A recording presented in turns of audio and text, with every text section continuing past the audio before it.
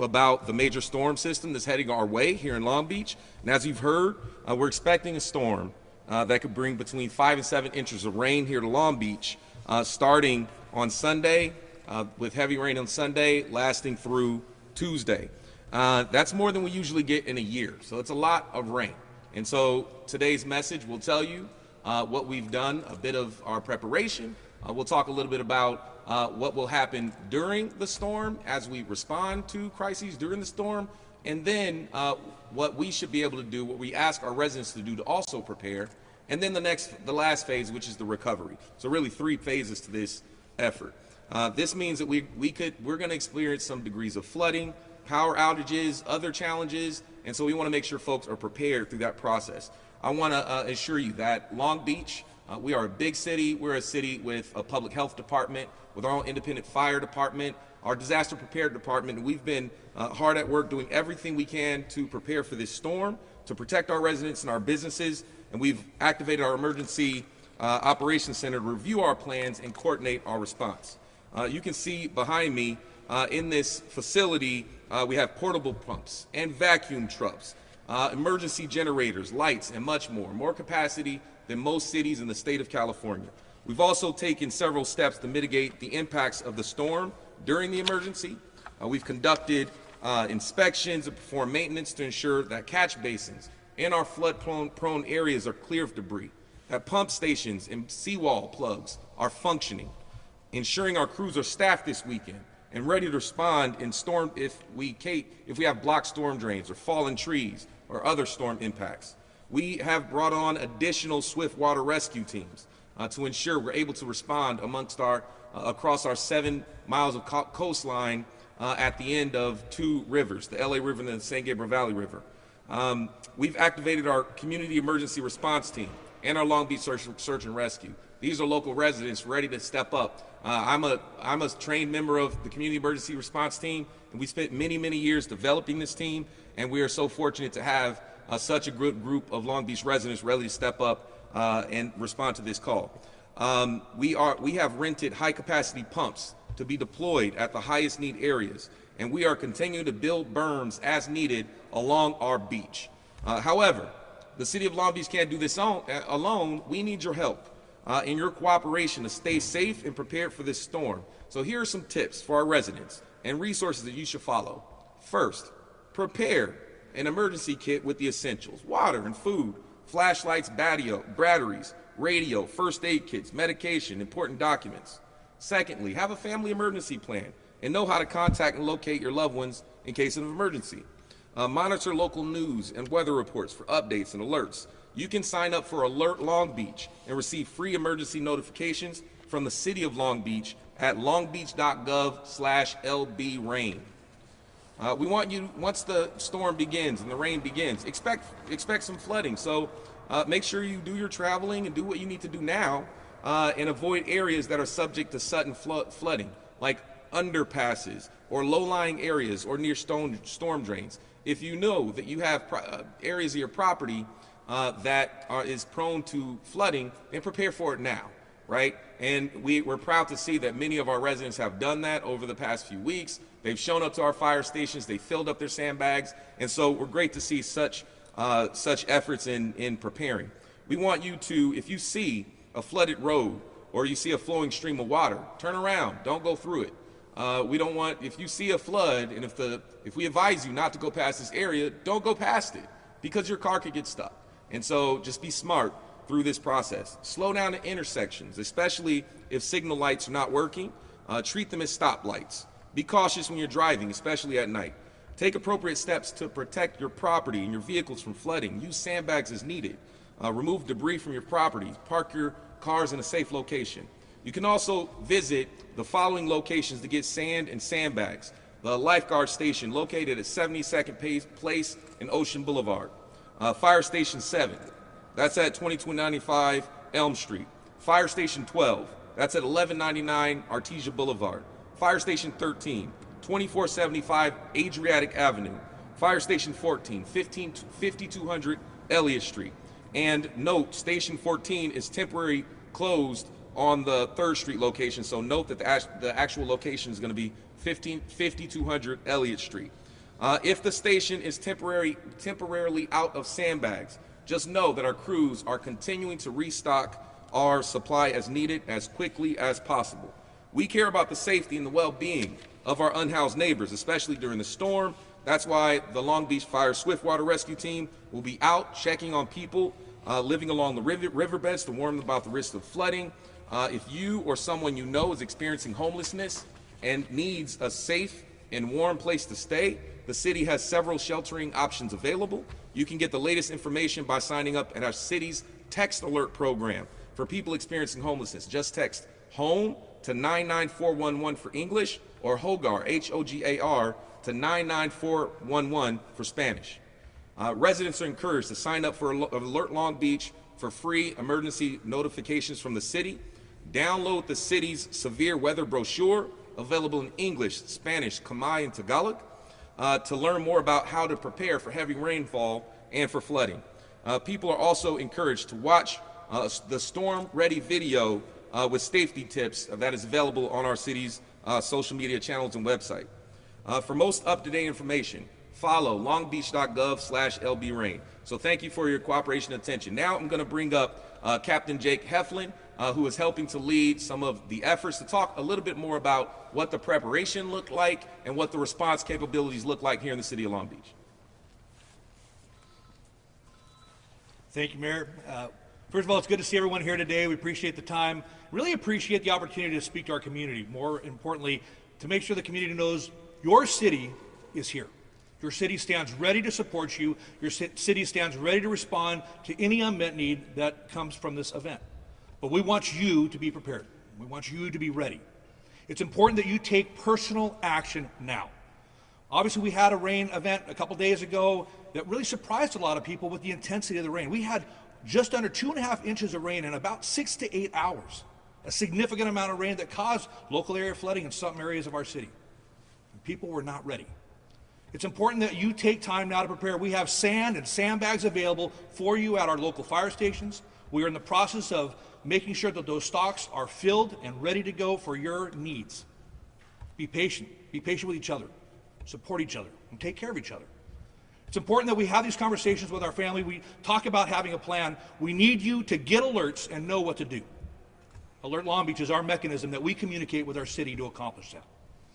In addition, as you can see behind me, here at the Regional Distribution Center, we have the resources and capacity. We're working with our incident management team at this location to coordinate the response around the city at any location that needs that support. And in addition, this will be the first time that we activate Vet Stadium as a location where we can coordinate and mitigate response throughout the city, wherever that is.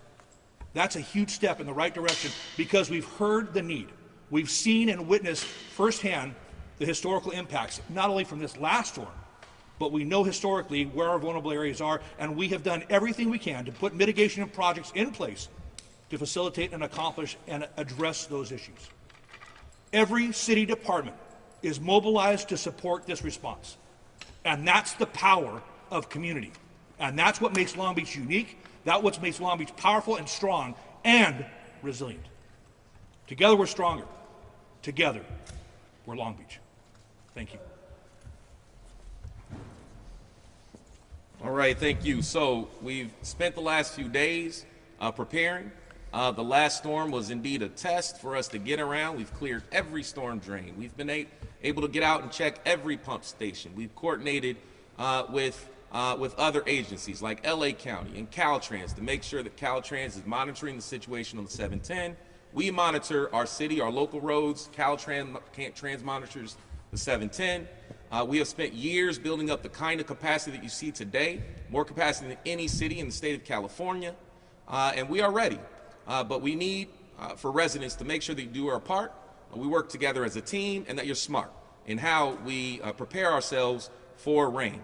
We didn't used to have this much rain in Southern California, but things have changed. We've seen more severe weather events in recent years, and we can pretty much be assured that we will continue to see rain. So as we build our resiliency, as we redesign cities and coastlines, we have to redefine resiliency. It's no longer just about preparing for the big earthquake. Resiliency is preparing for heavy weather events, It is preparing financially for these things. It's about thinking about building capacity to be there when your residents need you. So thank you so much, and make sure that you follow longbeach.gov/lbrain. Thank you. Mayor, before you go, it's clear. And now we're going to open up for questions. Thank you. It's clear that you and your city emergency officials have made a lot of preparations. No Absolutely. question about that. And you're telling people what to do, but of course, as you know, there are some people who, no matter what, are going to drag their feet. What worries you in terms of the people who, even now, aren't taking this seriously enough? What can you say to them? Well, you know, the last few years we've seen a few more of these weather events, and that's helped to prepare us. So we've seen what to expect in the peninsula.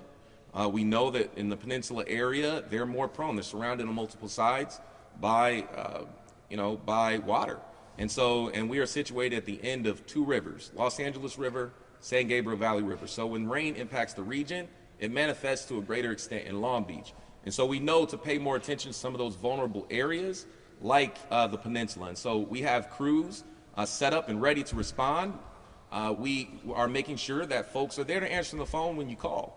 And when you see issues, if you see a storm drain or a tree down, please let us know as soon as possible, because we're staffed up this week and we're ready to respond. And so we'll be paying attention to some of those vulnerable areas. And then when we talk about vulnerability, let's think about some of our most vulnerable, the unhoused community. In Long Beach, we've taken great strides over the past year to build more capacity to meet the needs of the unhoused population. We have grown to 1,500 shelter beds. I remember when we were trying to get to 500, right? We do things like expand warming facilities to make sure that we expand places for people to get out of the rain. All of those things we've done. We expanded our outreach teams over the course of the past year threefold. And so there's more people out doing outreach into those hard to reach, more vulnerable places. And we know that we have 7 miles of coastline. And so bringing on our swift water teams and making sure our lifeguards and our firefighters are ready, that's how we prepare. And if we need help, we know how to send up for help, for mutual aid, all those things. But we feel prepared for this rain event this time. But we should be vigilant. We want residents to be as prepared as you can. Check in on your neighbors, right? Look out for one another. This is all about common sense. Thank you. What's next?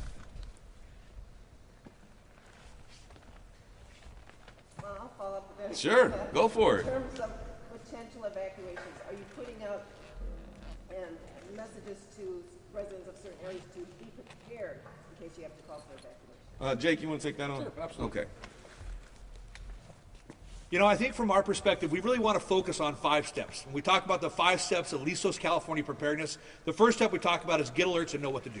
And that's certainly what we talk about, Alert Long Beach being one of the elements that we really need to make sure people are aware of, they subscribe to, and participate in. The second thing is to make a plan. And so in that context, to having a plan to identify where we're going to go, a safe meeting place. It may not be necessarily at home, but it may be at another family member's house or another residence, another location, maybe at higher ground. The idea is if you know that you live in historically vulnerable areas that are prone to flooding, and even if you experience water intrusion, the last storm we had, you need to have a plan. Where is that safe meeting place? Where are we going to go if we need to evacuate? And we don't want people to wait for an order to evacuate until they need to take definitive action to say, it's time to take care of our family. It's time to move. It's time to go. And that's the important part of education. So in the context of that, step number 2, make a plan. The third step we talk about is pack a go bag.